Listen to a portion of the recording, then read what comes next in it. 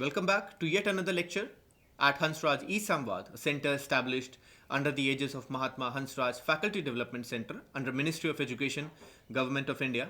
My name is Piyush Chaudhary and I work at Hansraj College as an assistant professor at the Department of English. As we know, we are in the midst of the ongoing lecture series on readings on Indian diversity and literary movements, and today we'll begin with a new unit, and that is Dalit Voices. This unit contains basically one essay by Professor Eleanor Zelliot, which we'll be doing right now, and a couple of poems and one short excerpt from an autobiographical novel, Karukku. First, we'll begin with the essay by Professor Zelliot, and this essay by Professor Eleanor Zelliot, firstly, it traces the entire history of Dalit literature and Dalit movement in Maharashtra from its earliest genesis till you can say the contemporary times.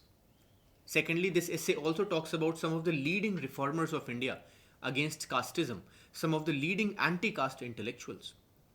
Then thirdly, Professor Zelliot also tells us about the theme of protest in Dalit literature and how the literature, written by Dalits, how they carry the theme of protest and rebellion. Also, this particular literature has identity as an important theme, right? So these are the 3 points. And fourthly, how Dalit literature emerged in the late 1960s with the advent of the Dalit Panthers movement. So these are some 4 major points that Professor Zelliot touches on in this very brief essay, right? So this was just a very brief introduction to Professor Zelliot's essay. Now we have to understand a very important point, and that is that Dalit literature represents not one individual but the entire community. It does not talk about one individual, but rather the entire category, the entire community of people. There is also the theme of anguish, there is anger, there is protest in Dalit literature. So overall, this essay in our syllabus talks about the very important features of Dalit literature. Also, it includes how language is very direct, it's very plain, it's very hard hitting. So therefore, this essay traces the history of Dalit literature and movement in Maharashtra.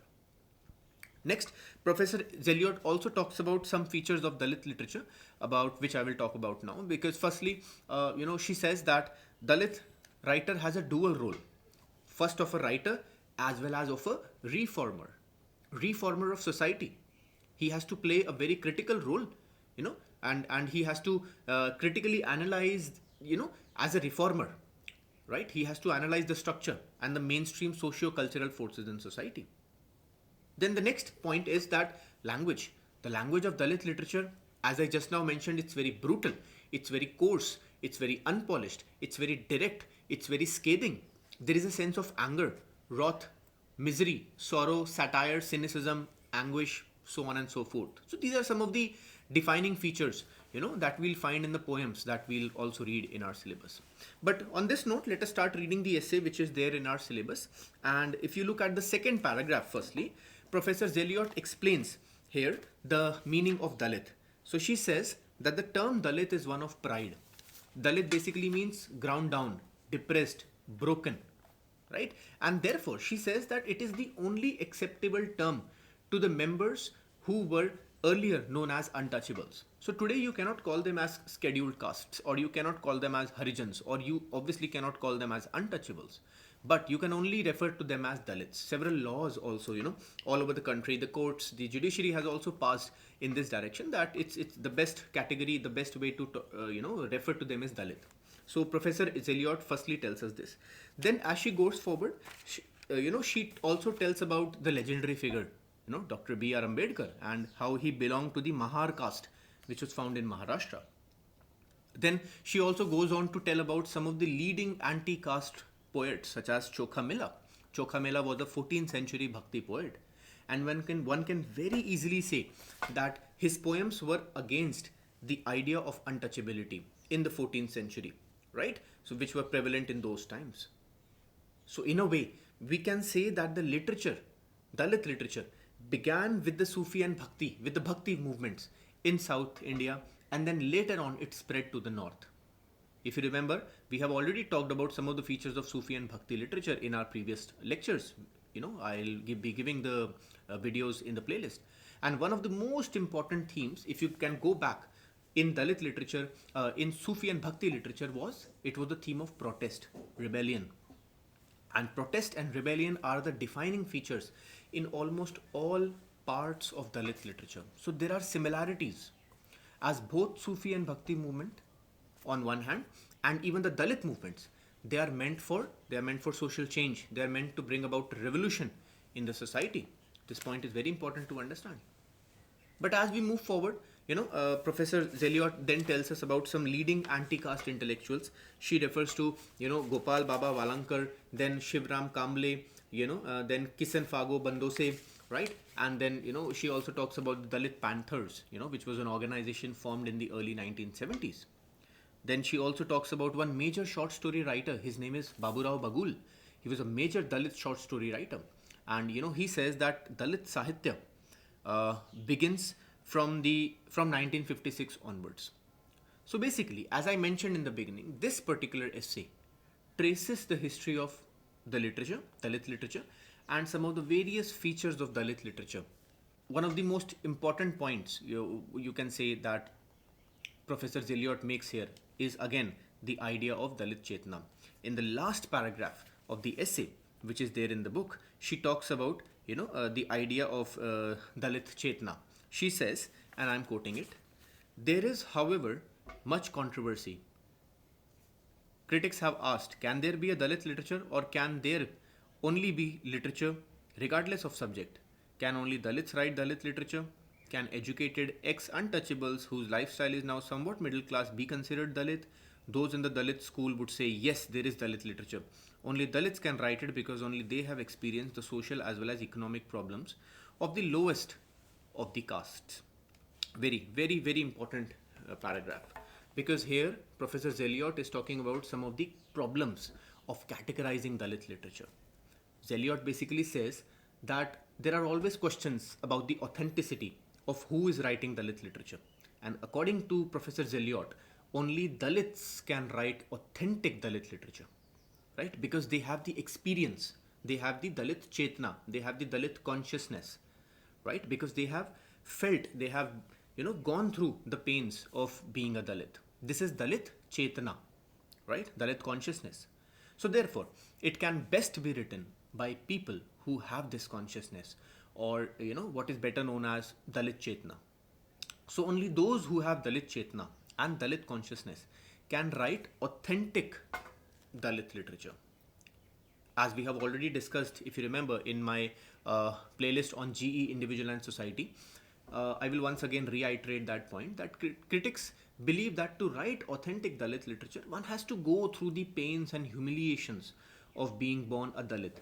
And until and unless one is born a Dalit, until and unless one goes through the pains of surviving as a Dalit, one cannot write authentic Dalit literature related to Dalits. I will attach the link to the playlist of Individual and Society, where I touched on Hira Bansode's, Bosom Friend. This was the poem in our syllabus, which is again taught at Delhi University by the Department of English. And there was one more short story by Prem Chand, right? So in those lectures, I discussed extensively on the idea of Dalit Chetna. And very soon you will be reading the two poems of our syllabus. The first is Habit by F.M. Shinde, and the second is the untitled poem by N.T. Rajkumar.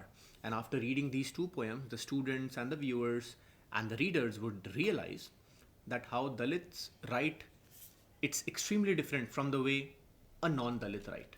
However, both are writing to bring about a social change. Both are writing to end discrimination.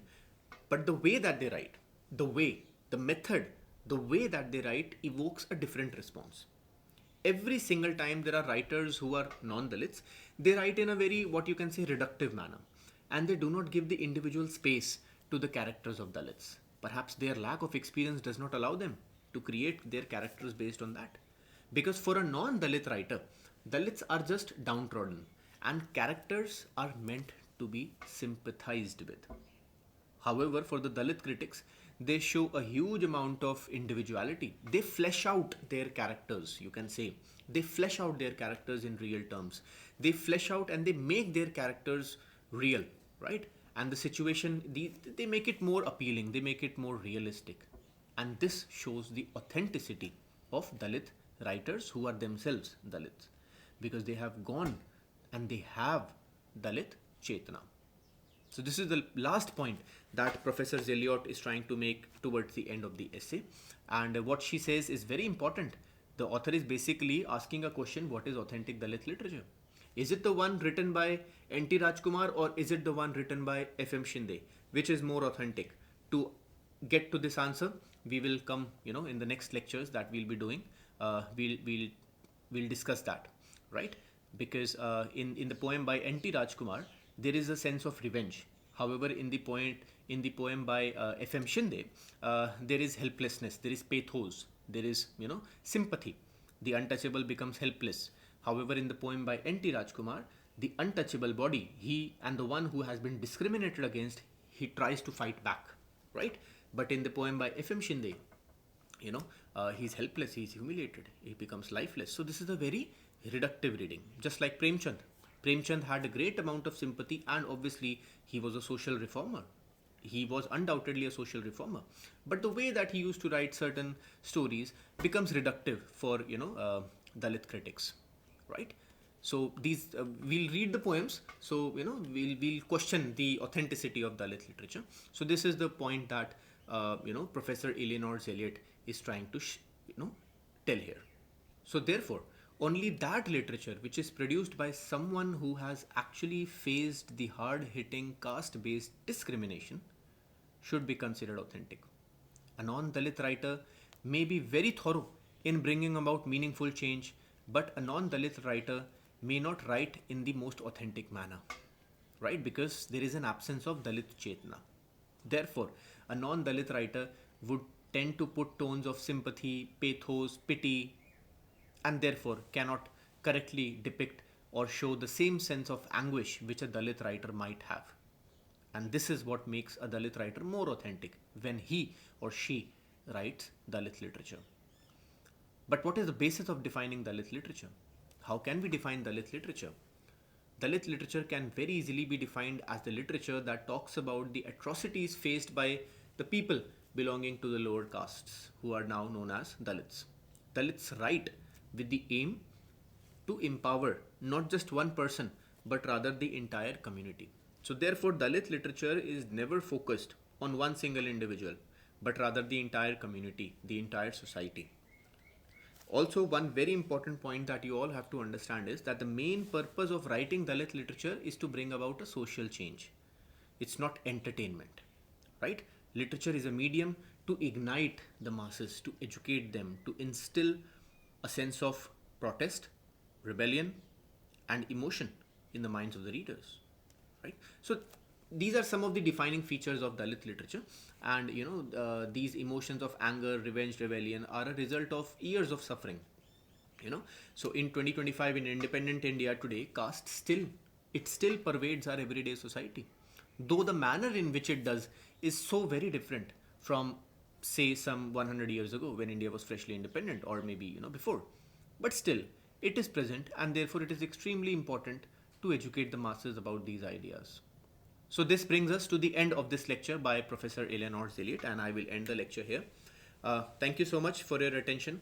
Please share the video, and please feel free to comment your views and suggestions below. And I thank you once again for being with me, and goodbye. Jai Hind.